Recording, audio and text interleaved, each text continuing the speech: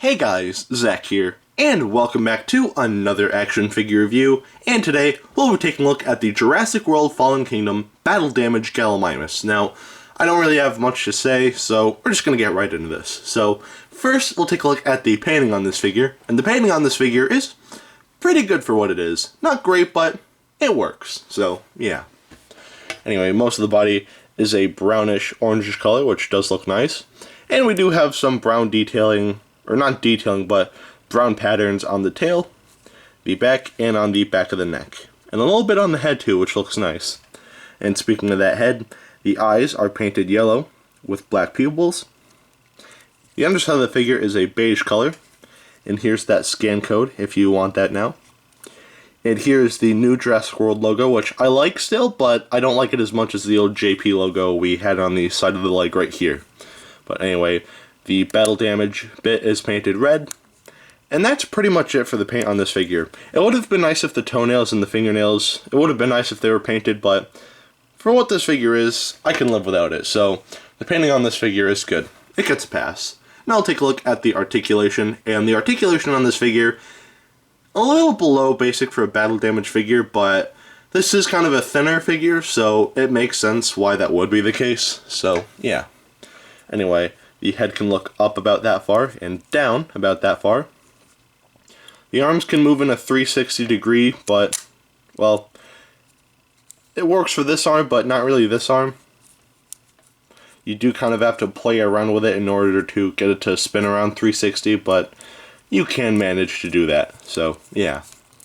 Also, the arms can go upwards like that.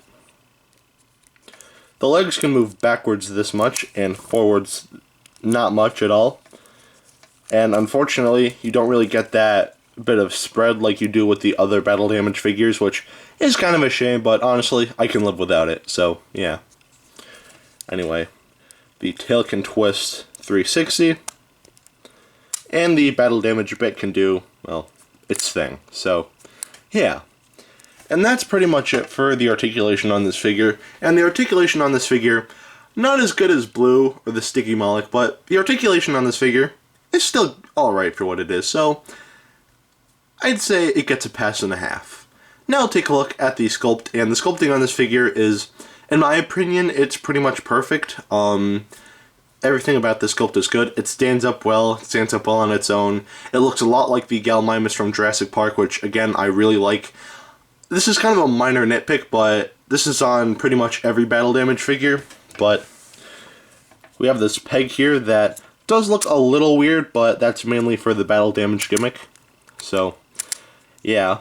But other than that, yeah, no, the sculpting on this figure is pretty much perfect, and actually at certain angles it actually looks a lot like Crash McCreary's artwork for Jurassic Park, which, yeah, so the sculpting on this figure is great, so it gets a pass.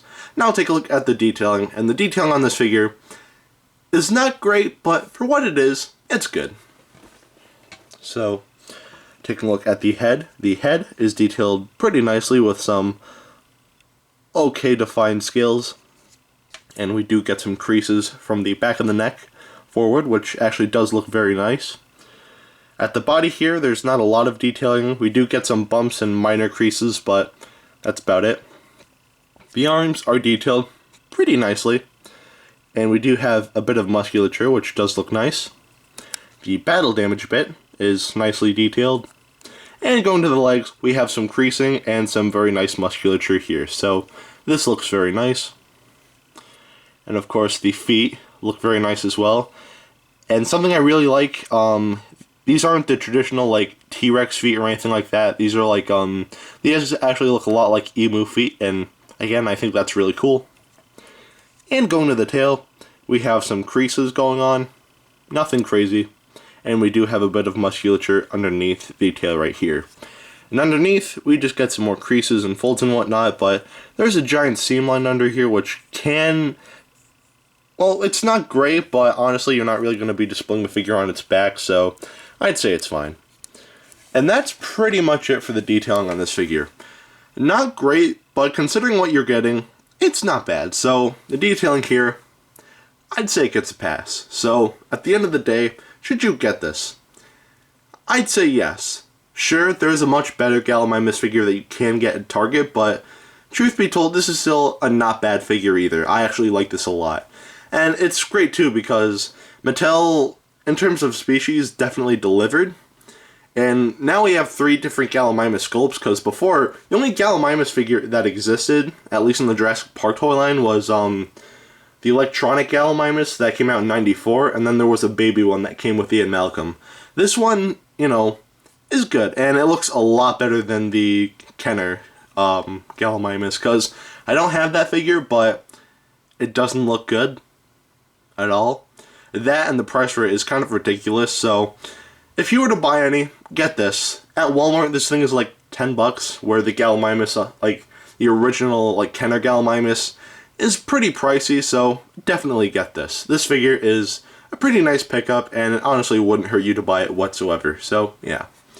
Anyway, if you want to know how big this Gallimimus is, here it is next to Dr. Billy Grant. And as you can see, Billy Grant is a little bit too tall, or the Gallimimus might be a little bit too short, but either way, it looks alright. So, yeah.